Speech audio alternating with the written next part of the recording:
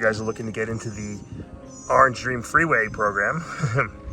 Here's an Orange Dream Enchi Freeway, or Orange Dream Mardi Gras we call these. Gorgeous male.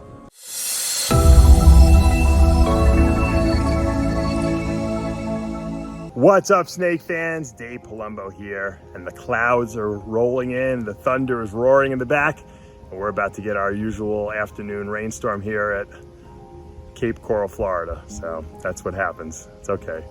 We love to have the watering of the plants and the grass and the trees and everything else. And yesterday, our air conditioning crashed in the snake room. So for over 24 hours, the snakes were at a very high temperature. Thank God everything was okay. I actually had to buy an entire new unit, which you can imagine what that cost. So Pablo was sweating his you-know-what's off today in the snake room, so we didn't get that much cleaning done. So I had to go in there and clean a little bit after everything kind of cooled down. Pablo took the snakes we were shipping out to FedEx today, so I did a little outdoor stuff. I did a little video on my Sulcata Tortoises. In case you guys didn't know how to sex them, I'm going to show you how to sex Sulcatas. Not when they're super, super tiny babies, but mine are a couple years old now, so they're showing sexual dimorphism now, and I can show you the differences. So we're gonna take a look at that. We'll take a look to see some various things as I'm cleaning in the snake room. And then tomorrow we'll be back on schedule with some really cool stuff. So stay tuned, guys. All right, a little educational video on the Sulcata tortoise. This is my albino sulcata that's got a dirty head because he was buried. Oh, and there's my cat. I wanted to get in the video, but you're not getting in the video. This is about Sulcata tortoises, which are from the southern tip of the Sahara. So they're kind of desert species. And they're the third largest tortoise in the world. So that's pretty cool. So these things do get really big. This guy has grown quite a bit since we got him. He used to fit in the palm of my hand. Now he's bigger than the palm of my hand. And I just love these guys. Florida's the perfect environment for these guys, obviously, because we have very similar, conditions here. They seem to thrive really well in Florida. I'm going to show you a little bit how to tell the difference between a male and female and how to sex these guys in a minute. But just know that these tortoises, they love to eat grasses. You don't want to feed them too much protein. They love hay. They love just grass that's outside. They love weeds. I feed them a lot of hay, Timothy hay. That's my newest thing I've been giving them. They seem to really like that. I do give them some romaine lettuce on a regular basis. They always have that available to them as well. And this guy's just doing great. He got a really good personality. I think he kind of recognizes me. It took him a while, but he recognizes me for now. And this is they could be really, really enjoyable to have, these tortoises, if you can give them enough room and give them the right environment. And here in Florida, obviously South Florida, we have the right environment for these beauties. This guy, it's crazy to think, but this guy's going to probably outlive me.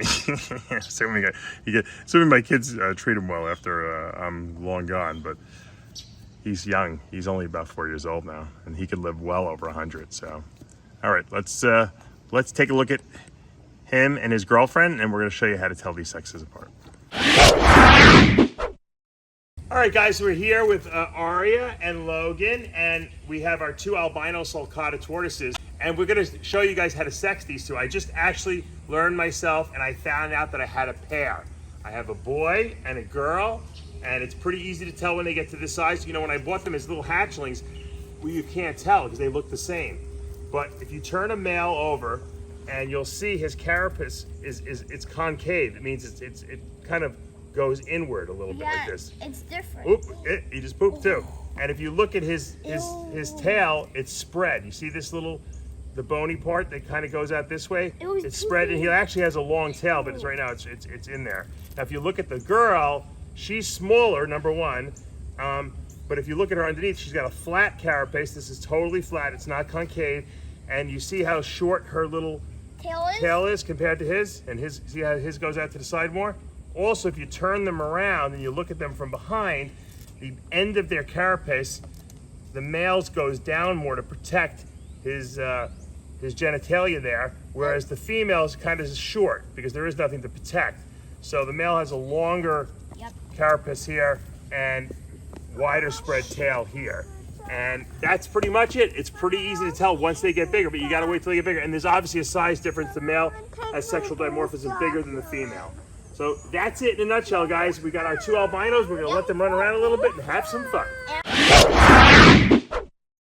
All right, a little update on my carpet pythons. This is a clutch from 2020 I'm gonna show you. I have a bunch of really nice females. They're over 2 years old now. They're really at a point where they're eating really consistently. They're starting to eat small rats now. They're gonna start putting size on. These are all females I have, ironically. Actually, I have 1 male.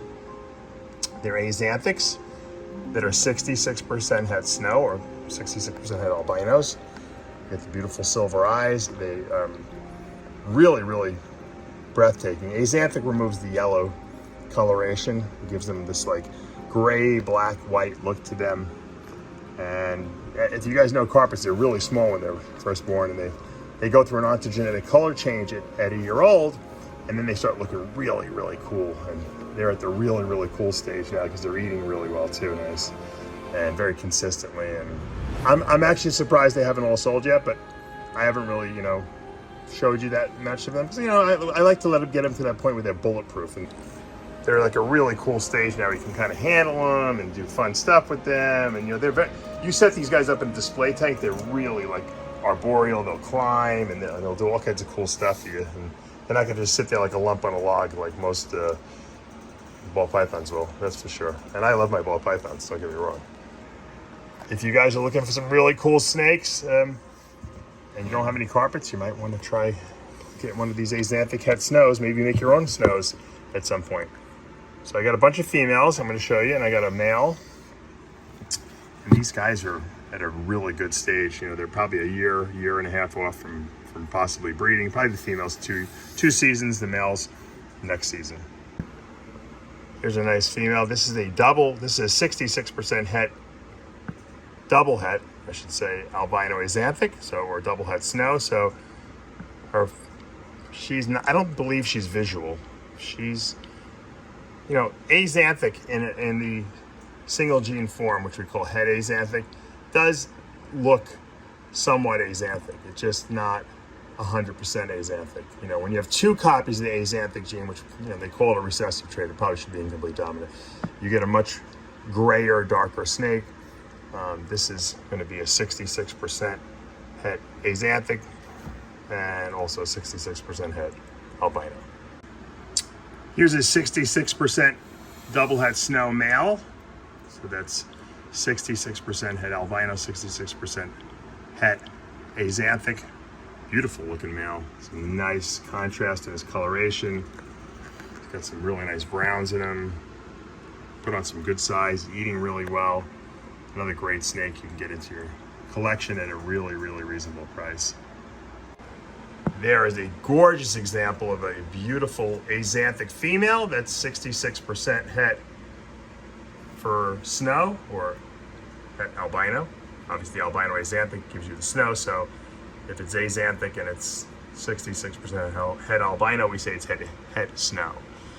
So, really nice silver eye. You can see the difference between the 66% het axanthics and the axanthics. This one has a really solid silver eye. Beautiful looking snake. All right, I thought I would show you guys a couple boas that have been growing up. Produced these guys a little earlier in the year, and I've shown you the really crazy ones, the blizzards and the phantoms, but let's take a look at some of these other guys. They're really nice. Look at this. This is a sun glow, or a sharp sun glow, I should say. And it's het RDR. That's Ralph Davis Reptile Black-Eyed Anery, so it's got that Black-Eyed Anery gene in it. It's carrying one copy of it, but really nice. Look at the reds in that tail, and look at the craziness in the saddles. It theoretically could be a super hypo, which, because when the saddles get that crazy and you have so many clean reds, a lot of times that could be the case. This snake, this boy is turning out to be a really, really nice one, and I didn't really see it when he first was born. Now he's just showing some amazing contrast in color. Really happy with the way it turned out. Now this little girl definitely looks like a super hypo to me. She's the sister to that other one. This is it would be a super hypo, sharp albino, het black-eyed anery. You can see how clean her pattern is. I think the other one's super hypo too, but this one's really clean, really disturbed saddles, much lighter in color. White surrounding those red tails, those red circles on the tail. So, more than likely super hypo. Both parents were hypo. Here's a beauty. This is a paradigm. So that's the one copy of the sharp albino, one copy of Bow Woman Caramel. Produced this acts like super paradigm. Hypo, I don't think it's super hypo. It's possible super hypo. And it's also het for RDR. That's Ralph's Davis Ralph black-eyed anery gene. Really nice look. You can see the paradigm is a lot darker than the albinos. It's got more of the creaminess, the creamy color to it. You can see the eyes are not red either. So you can tell it has kind of like a lighter eye, but not a red eye. Beautiful, beautiful little girl. All right, here's another beauty. Also a paradigm. Possible super hypo, or so I guess we would call that a paraglow. And it's possible super paraglow. Also het RDR, black-eyed anery. So it carries that gene, but look at how dark these saddles are. They're like they look like ink blots almost. They're really nice. It's funny how all these snakes look completely different in this litter. If you like contrast and a little bit of darkness, this is a beautiful, beautiful snake. I'll probably be listing some of these in the next, coming weeks, just because now they're eating solidly and they're putting on size, so can't keep everything. All right, I figured I might as well just throw in the Phantom too. Beautiful. This could be a super hypo Phantom. Phantom being the paradigm, hypo, black-eyed anery. So this is the visual black-eyed anery. There you got the black eyes. It's super light. It could be super hypo because of that. And it's got that nice purple tinge. So you got the Paraglow, which is a paradigm hypo with the black-eyed anery. It's like a moon glow. You're basically using the black-eyed anery gene instead of the anery 1 gene. Beautiful, beautiful boy. He'll probably go into my breeding rotation sometime in the future. He looks like he'd probably be my holdback. Beautiful snake. Unless Yoda's Boas snags him for me. I know he's had his eye on him. All right, here's our male ultraviolet baby we produced this year. He is just stunning, stunning, stunning, stunning, stunning. And I think he's going to be going to a customer of mine in Europe who is buying him. He expressed interest, reached out to me, and we made a deal. So looks like he's going to be leaving this facility at some point in the fall. Beautiful snake, man. Wow. Talk about seller's remorse on this one. Whew. All right, you guys are looking to get into the Orange Dream Freeway program. Here's an Orange Dream Enchi Freeway, or Orange Dream Mardi Gras, we call these. Gorgeous male. I was gonna hold him back. I did hold him back. He's over a year old, probably breed at the end of this year. And I decided, you know what, I got enough. He actually is possible high intensity too, Orange Dream. He has a lot of those qualities to it. I just don't wanna, I'd rather under promise and over deliver, but he definitely looks a little high intensity to me, but gorgeous male. He is gonna be available. I'll put him on my Morph Market account if anyone's interested. I just thought he's so amazing that I wanted to just throw him in a video too, because hopefully the camera's picking up all his tremendous contrast he's got. Especially that tail. All right, guys, that's going to do it for today here at Palumbo's Pythons and Boas. The rain is about to hit, so I'm going to be running into the house any second here. Obviously, I hope you enjoyed the Sulcata Tortoise video. You know, these guys are getting big. I can't wait to really get them outside and outdoor enclosure. Then they're going to really start putting some serious size on. It's so cool to know that I didn't know I had a pair until literally when I sexed them today. I watched the video. online, and I said, you know what, I'm going to check mine out because I don't know if maybe they're old enough now to sex them. And I found out I have a male and a female. So I got lucky. Sometimes you get lucky, sometimes you don't. I got lucky with my sulcatas. You know, they'll probably have to be 5 more years before they breed, but you never know. Once they go outside, I think they're going to really put some more size on. They're at that stage now where they're getting they're hardy now. They can handle themselves outside. I'm still very nervous. I love my tortoises. I'll probably put them outside during the day, bring them in at night type of thing, just because there is predators here. Unless I can build a really cool outdoor enclosure with a top on it, because I don't want to come out here and have a tortoise that I've just raised up for the last couple of years missing because some coyote ate it or some alligator grabbed it or something like that. So any ideas for outdoor enclosures, I'm open for. I've been hunting around looking for like what the best way to set these guys up would be without it being an eyesore. I don't want it to like look like, you know, shanty town here, as my father would say on my property. So I want a cool looking outdoor enclosure. I want to give a huge shout out to AE Geckos.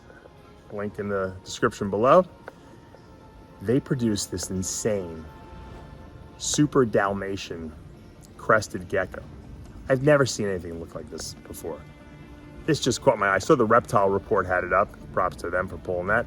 And man, is this thing just outstanding. I mean, the whites and the black, I mean, this is like the coolest like gecko I've ever seen, really. I mean, if I had the opportunity to buy it, I would buy it because that's how crazy this thing is. I'll put the pictures up of it. Wow. I'd love to see that our reptile fellow breeders are just doing some crazy, insane stuff. It just gets better and better. Just when you think you can't outdo what's out there, something nuttier comes along. So I don't know how long these have been available. This is the first time I've seen one of them. They're really, really pretty striking looking. So super congrats out there. All right, guys, hope you enjoyed today's video. Like I said, tomorrow we'll be back on track. Hopefully we'll have some eggs hatching and maybe some more being laid and maybe even a boa litter or two. You never know. For now, though, you know what to do. Hit that subscribe button, turn on your notifications, hit that like button. See you back tomorrow morning.